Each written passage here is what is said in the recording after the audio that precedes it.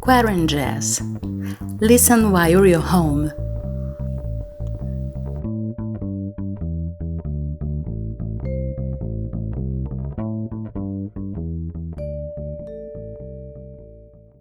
Hello and welcome to the 10th episode of QuaranJazz. Yes, it's been so far.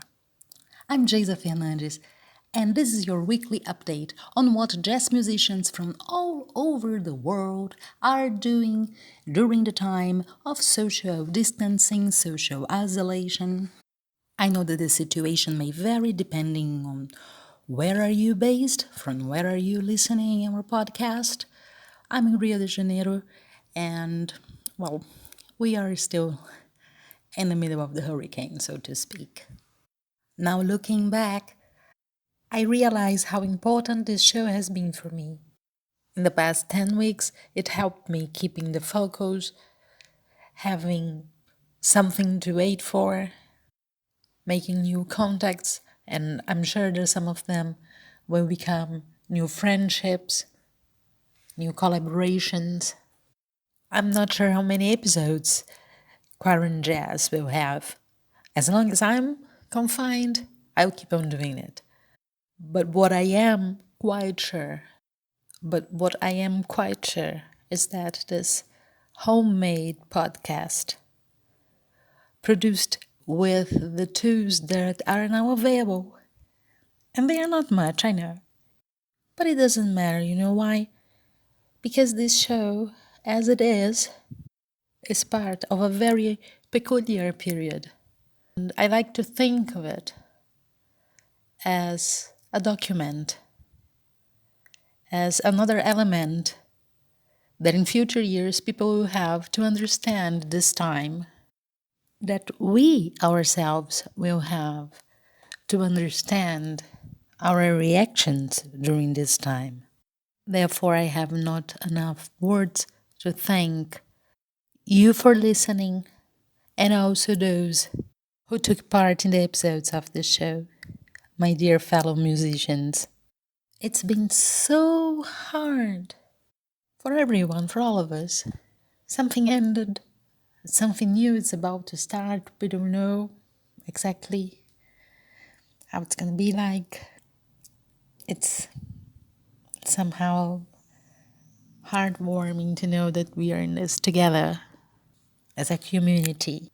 Thank you very much. You probably know by now that this podcast is broadcasted in all major streaming platforms. It's also a playlist on YouTube.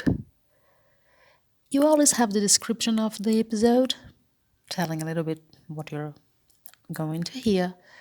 And in the description, you'll also find the link to my website, geisafernandes.com, where you can find more information about me, my music, other podcasts, and you can also leave your contact, drop me a line. Another way of making contact is joining the group The Touring Jazz Musician, created by me on Facebook and named after a guide that I wrote on jazz festivals with open submission processes, that accept submissions directly from artists. So if this is your case, or if you'd like to know more about the jazz festival scenario, join the discussion. Find us on Facebook, The Touring Jazz Musician. QuaranJazz is also part of the Social Distancing Festival. Check the link in the description of this episode. My guest this week is Viktor Haraszti. He has amazing credentials, check it out.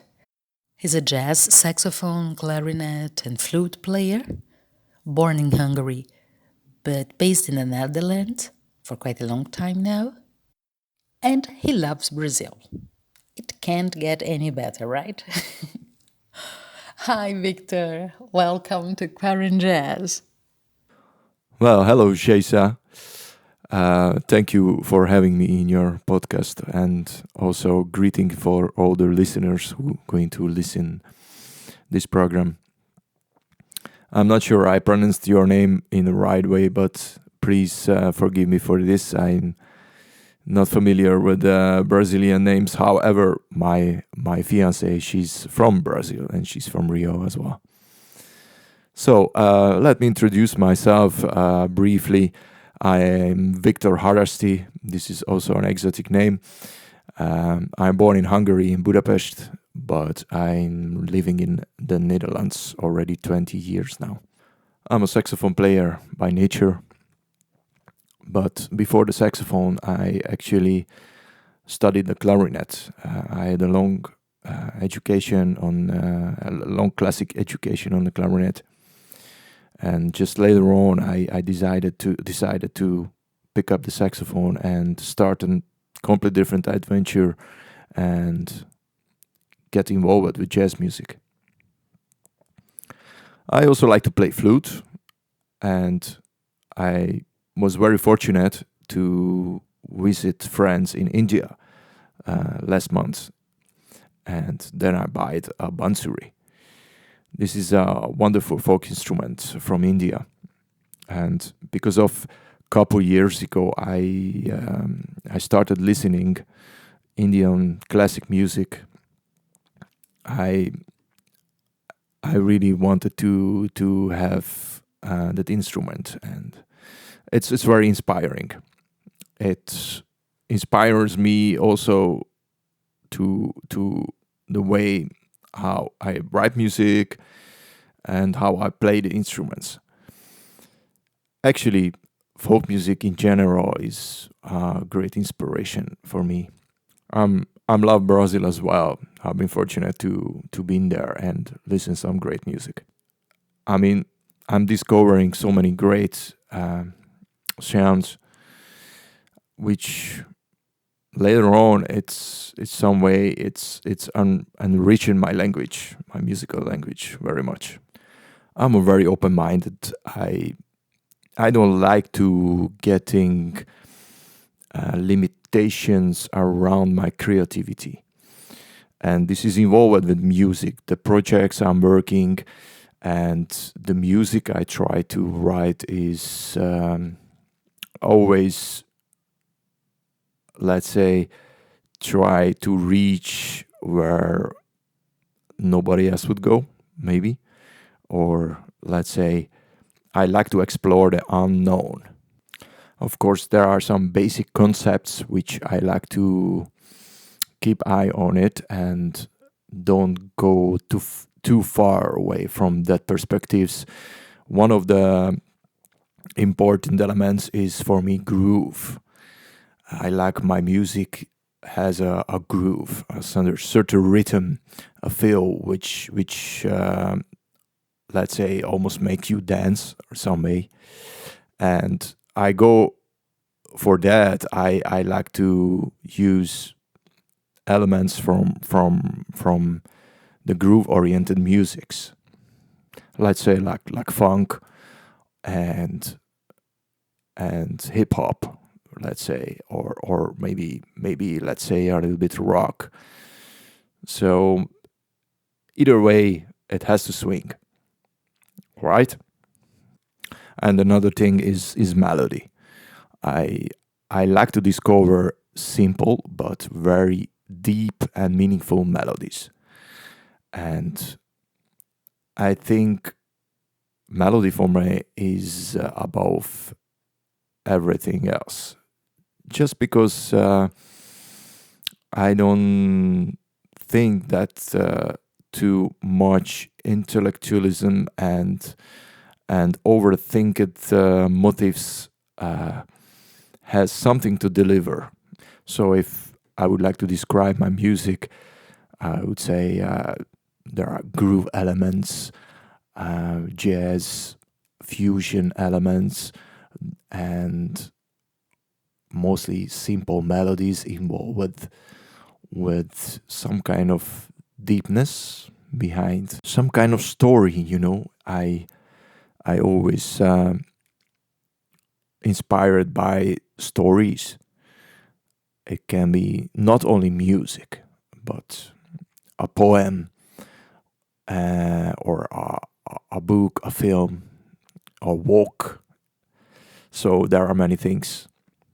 Your pronunciation of my name was amazing. Geisa is a very uncommon name in Brazil. Unlike Victor, we have lots of Victors and Vitors without the K here as well, just for the record. And Victor, what were you doing when the COVID crisis came to the Netherlands, or better saying, to your city? As I mentioned earlier, I'm living in the Netherlands, and the city where I'm living is Utrecht. When COVID 19 started to evolve around here, and we all had to step back into our little home quarantine, I was involved with two projects. Actually, I was involved with these two projects now a couple years back. One of the projects which I already started to develop in 2017 is Rio. This is my solo project, my band project. After the music was written, I decided to make a recording I decided to make a recording in a way that perhaps was not really known at this point, because I didn't see other groups recorded with the use of that kind of technology. And the technology was 360 filming. So that would mean that you normally recording with cameras in different angle.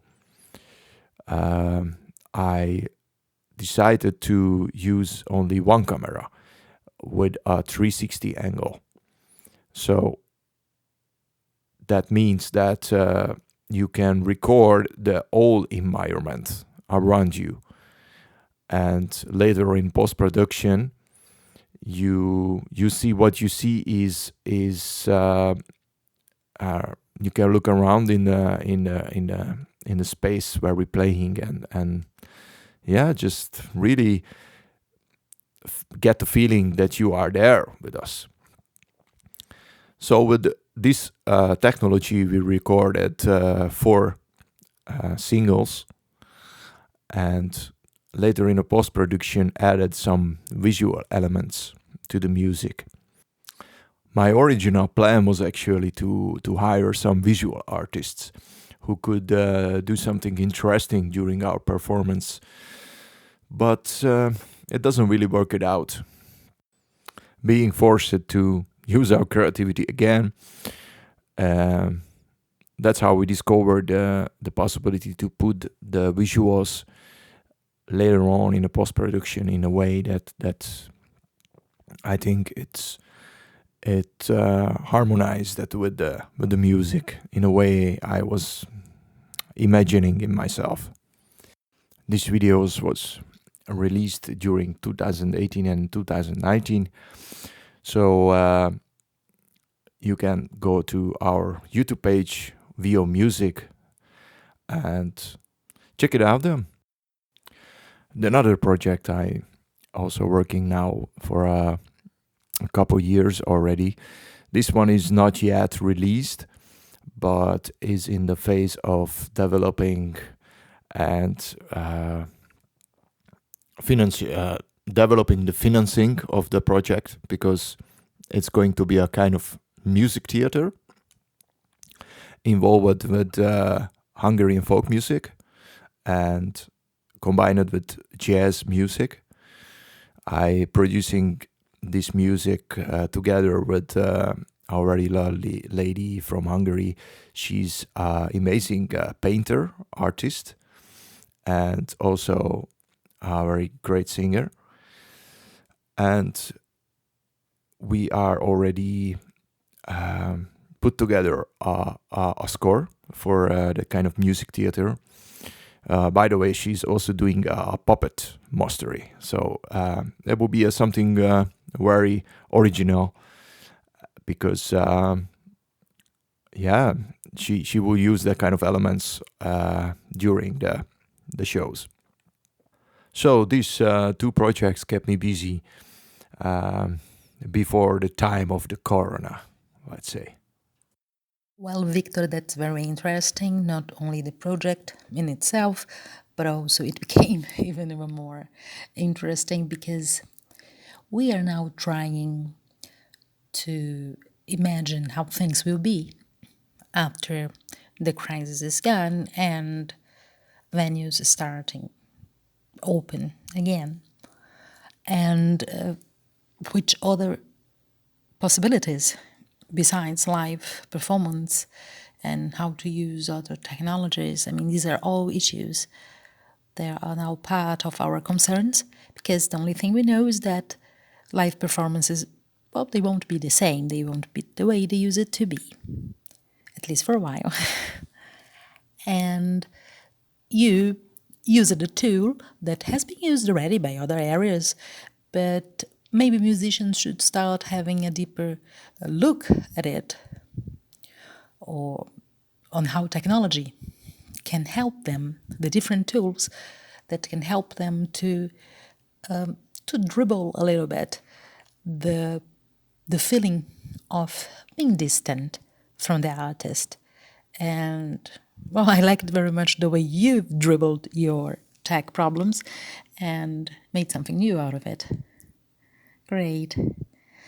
And now what? So the crisis came. How are your days now? Yeah, well, counting birds flying in the sky from a window, looking with the glass eyes. Yeah. Well, honestly, I don't have a problem uh, in being in isolation. I think being a kind of creative guy all of my life, I always intend to. Uh, I love that kind of situations that you can just, you know, be with yourself, think about things, and figure out things. And I never understand people who gets bored. You know, I am not that kind of guy. In any circumstances, I will find something which can give me some kind of sensation of activities. Well, but in general, I am trying to maintain my skills in the instruments. I also recently I'm busy with the study of sound engineering. I started the school in January, and because of now we cannot do practicals, I'm trying to mix behind my home studio and figuring out things. And of course, I'm trying to write music. And actually, I've been planning to do a project already 1 year now. Is the continuation as the continuation of my VO project. And how funny is that? How ironic! I had a subject about difficult circumstances. The circumstances actually what we experiencing now. And we already took some interesting pictures to use that as a cover for this album. And yeah, we went to do a very urban and lost city close to Belgium, which was an incredible experience. And we took their pictures for my project. And now I'm looking these pictures and I was just thinking, oh my, how ironic is that? We're sitting here in the kind of apocalyptic situation, and I some kind of imagined my creative brain was some kind of imagining a situation like that, and write music about it. It's not much about the situation. It's not much about the sad situations, but it's about the brain set after what we experience something devastating or difficult. And so I'm working in this project now, and yeah, it would be something interesting, I think, because I'm doing most of the things by myself now in my room. So it's really a one-person journey right now. But I would like to extend when it's finished with additional instruments for sure. Well, this is mostly what I'm doing, and the day is very fast gone. If you are busy with creative things, the days just flies. I realize sometimes that it's 4 o'clock in the morning. No problem. So I going on until everything is done. And you know what? I also don't quite understand when people say they are bored or the state of boredom as something almost concrete and material for some people. I don't know that. And I think I'm also quite lucky for it because it's there's always something that catches my attention very quickly and curiosity, and then I start thinking about it. Might be a movie that brings me ideas to a new song, or that brings me sensations that will make me write a poem, whatever, well, anything, but not this this boredom. So see, right, we have this in common. And what about the track we are going to hear? What can you tell us about it? I chose one of my song from the Rio 360 sessions EP which we released uh, also with the 360 videos, and the song called is Essence. And because I was talking about in the beginning also about my philosophy and the way I liked composing and the things which interests me, and I think this song is represents quite well. It's called Essence, so I think is almost the essence of myself, let's say. So